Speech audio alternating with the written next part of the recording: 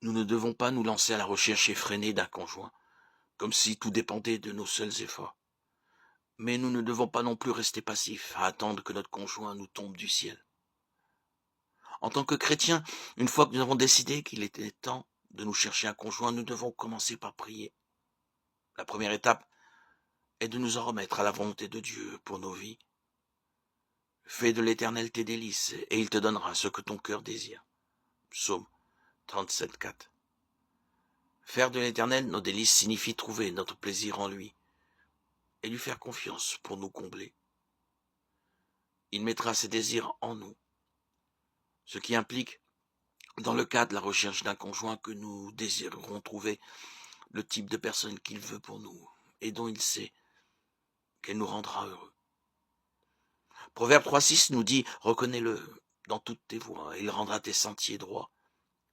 Dans le cadre de la recherche d'un conjoint, cela signifie se soumettre à sa volonté souveraine et lui dire que quelle que soit sa décision, ce sera ce qu'il y aura de mieux pour nous. Après nous en être remis à sa volonté, nous devons aussi avoir une idée précise des qualités d'un bon conjoint et donc chercher quelqu'un qui corresponde sur le plan spirituel. Il est important de comprendre clairement ses qualités avant de chercher quelqu'un qui y corresponde. Car si on tombe amoureux de quelqu'un avant de découvrir que la personne ne correspond pas sur le plan spirituel, nous en souffrirons et nous nous retrouverons dans une situation délicate. Une fois que nous savons ce que dit la Bible, nous pouvons commencer à chercher activement un conjoint, en croyant que Dieu nous le donnera en son temps, et cela est sa volonté parfaite.